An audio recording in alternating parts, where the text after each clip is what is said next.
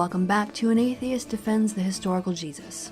I'm Christy Winters, and today we are going to put aside the Gospels, and even the theology for a bit, and look at the question of the historical Jesus from a slightly different angle. Mythicists criticize the idea of Jesus partly on these grounds. He wrote nothing himself, none of the writings are from eyewitnesses, and there's a lack of non-Christian writers mentioning Jesus at that time. And the one mention of Jesus, Josephus, is contested in terms of the issues that parts of the text may have been tampered with. But there is someone who meets two of these three important criteria: James, the brother of Jesus. There are several independent sources of information that James was a real person in history and that he was known to be Jesus' brother. My question for mythicists for this episode is, we have evidence for the existence of James, the brother of Jesus. How do you account for this in your mythical worldview? I can account for it with the historical Jesus theory because, real people have real siblings. But why would so many people at the time refer to James as the brother of Jesus if there was no Jesus that ever existed? That's the question for mythicists to explain. Let's examine the evidence for James, the brother of Jesus. And then we're going to triangulate to see to what extent do all of these different stories say the same things. Now, on the first point, not having written anything himself, this is also something that James has not done. Even though there is a document that purports to be the Epistle of James, scholars think it is a later work wrongly attributed to him. Okay, we don't have any writings from James, but this isn't particularly surprising because if we look at the historical location from where he came from, most Galilean peasants didn't have any ability to read even in Aramaic or Hebrew, write Aramaic or Hebrew, let alone write in the well-educated, fluent Greek that the epistles and all the other writings associated with the early Christian movement were written in. If we don't have writings from James, then what do we have? Well, we have a first-person eyewitness account of somebody who met with James and disagreed with him fiercely. We have other authors in early Christianity independently making references to James the Just, and that James being the brother of Jesus.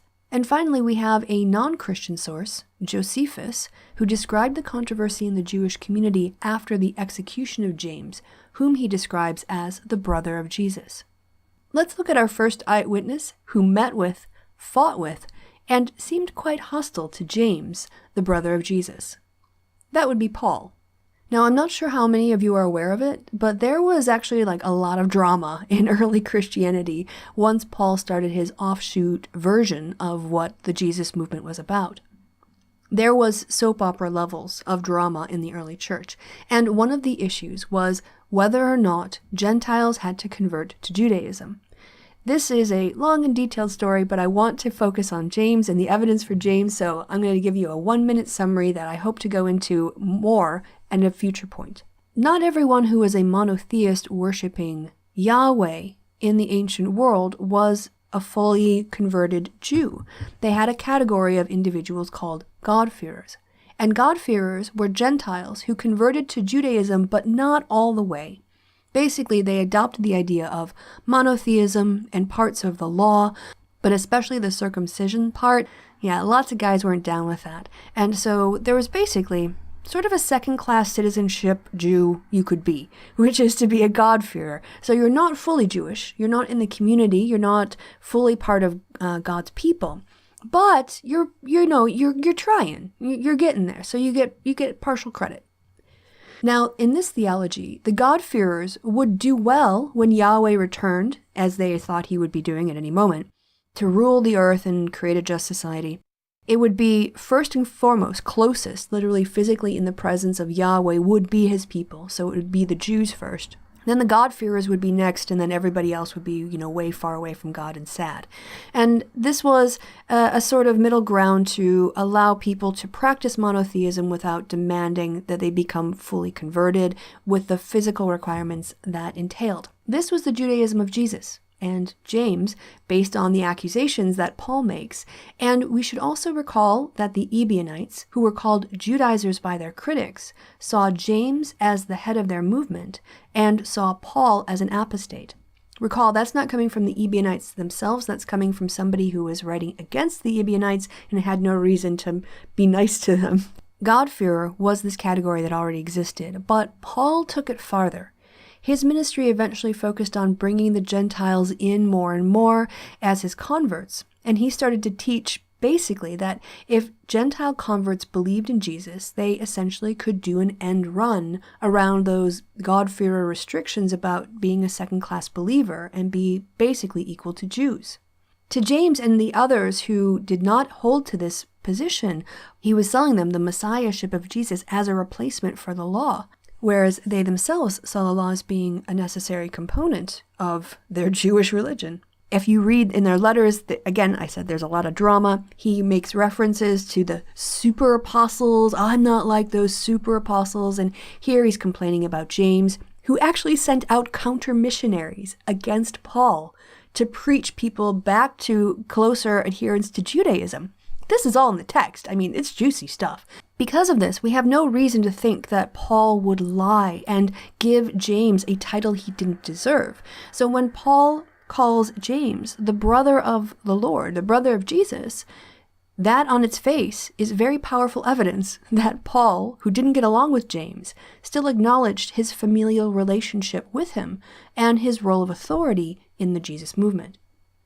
These eyewitness reports, not only of interactions, but also of arguments, are very powerful proof that James, the brother of Jesus, was a person in history. To give you a little taste of this drama, we're going to read Paul's letter to the Galatians in part, and this was written, the historians approximate around 52 of the Common Era, and they consider it the oldest extant reference to James, the brother of Jesus. So we're talking about 30 years from when Jesus was executed and within living memory of the people at that time. That's what Paul is writing down in these accounts. At stake in Galatians is the Jewish law, and Galatians 2 describes a confrontation between Paul and his followers as emissaries of the church in Antioch and the pillars of the Jerusalem church, who were James, Peter, and John.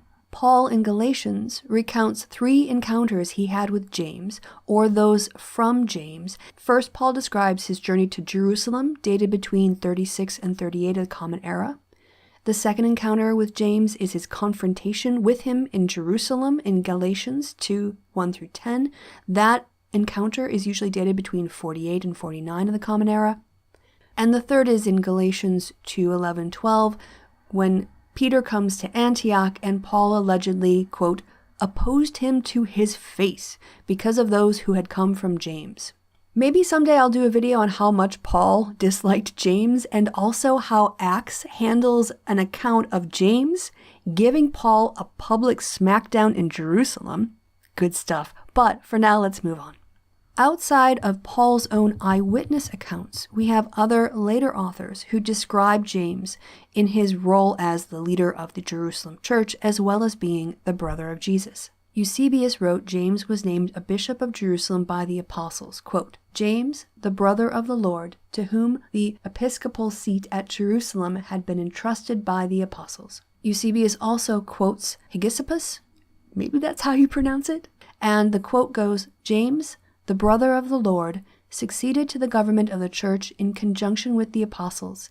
He has been called the just by all from the time of our Savior to the present, for there were many that bore the name of James. Another early Christian writer, known as Jerome, wrote basically the same. James, after our Lord's passion, ordained by the apostles bishop of Jerusalem, and that James ruled the church of Jerusalem for 30 years. As with, I would argue, the Q source, where we see fragments of documents now lost appearing in later works that quote them, there is a gospel called the Gospel of the Hebrews that no longer exists other than as it is quoted by later authors. But one of them, quoted by Jerome, a passage reads, Shortly after this the Lord said, Bring a table and some bread. And he took bread and blessed it, broke it, and gave it to James the just, and said to him, My brother, Eat your bread, for the son of Adam has been raised from among those who sleep. We see the linking of James the Just and the title of the brother of Jesus from another independent source. Further, the Gospel of Thomas, which came out of the discovery at Nag Hammadi in 1945 and after, also mentions James the Just. Scholars date this writing from between 50 and 140 of the Common Era, and it is a completely independent piece of writing. That is to say, that the Gospel of Thomas does not include text or references from other writings that we have, in the way that, say, Matthew borrows from Mark.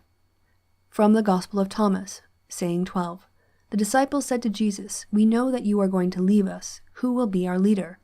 Jesus said to them, "No matter where you are to go to James the Just, for whose sake heaven and earth came into being." And there we have again another link between the person of James the Just and the brother of the historical Jesus. We therefore have lots of independent accounts that James was the brother of Jesus, and that was James the Just. James the Just and James the brother of Jesus were the same person, and that was the guy who was running the early Christian church. Many times when people object to the idea of Jesus being a person in history, they'll say, but what about the non-Christian sources too? If Jesus was doing so many amazing things and was so famous, why weren't people writing about him at the time? Well, at least one non-Christian writer did write about James very contemporaneously to when the events of his death occurred. Josephus is not an unbiased, but is a very important historian for our understanding of the ancient world at this time. Josephus is not a Christian writer. He is a Jewish writer, and he is writing in this case to discuss the political situation in Jerusalem and in Judaism for people who are non-Jewish. He writes, "I have now undertaken the present work as thinking it will appear to the Greeks worthy of their study, for it will contain all our antiquities and the constitution of our government as interpreted out of the Hebrew Scriptures." We have to say that because Josephus was writing a history of his people, if you are an illiterate Galilean peasant from the backwaters, the fact that you would be mentioned by such an historian in such a work is pretty impressive. And he does mention James. Josephus explains a miscarriage of justice and how it was dealt with, and this miscarriage of justice involved the execution of James. Josephus writes, "James is the brother of Jesus who was called the Christ, and certain others, and that the high priest Ananus, the younger, accused them of having transgressed the law and delivered them up to be stoned." I don't want to go into the whole Sadducee, Pharisee divisions in the first century. You have the Sadducees who are collaborating with the Romans. They are the high priests, the aristocracy. They are basically benefiting from the occupation, and so they are collaborating with it. In contrast, James and Jesus and the early Christian movement came out of one of the rival theological sects, the Pharisee movement. So this appears to be the high priest attempting to exercise his power over, with the stoning, there must be some sort of religious issue here at stake. One of the objections people raised to Josephus is that the text that included descriptions of Jesus as being called the Messiah or the Christ have had other interpolated passages. People have added things by the looks of it, or the translations from one to another are a bit dodgy. But this isn't the case with this passage. Sometimes the translations of Josephus aren't found in the Greek text, and that means maybe somebody put them in. But this passage about James is found in all of the manuscripts, including the Greek one. By examining the various pieces of evidence, we can see that they are internally consistent. James is the one who is listed as the head of the church. Passages mention his familial relationship, refer to him as Jesus' brother. We also see him consistently being referred to as James the Just in independent sources. And we have eyewitness accounts of interactions with James and other independent sources that mention James, including the Gospel of Thomas, which was not discovered until the 20th century. And of course, we have a non-Christian source writing within living memory of the events that happened. If there was no Jesus in history, how did all these people get the idea that James, who was the leader of the Jerusalem church, was Jesus' brother? Again, as an historical Jesus person, this is easy for me to explain. He was the brother of the historical Jesus. So now I will give it to mythicists who will have a chance to present their understanding or their view as to why all these people who agree that James was the head of the church, James was James the Just, James was the brother of Jesus, all thought like this within literally a few years of the events of the resurrection as described in the historical Jesus theory. I'm really interested to see how you guys are going to unpack that. Well, until next time, guys, I've been Christy, you've been awesome, thank you so much for your time and attention, and I will see you again very soon. Bye-bye.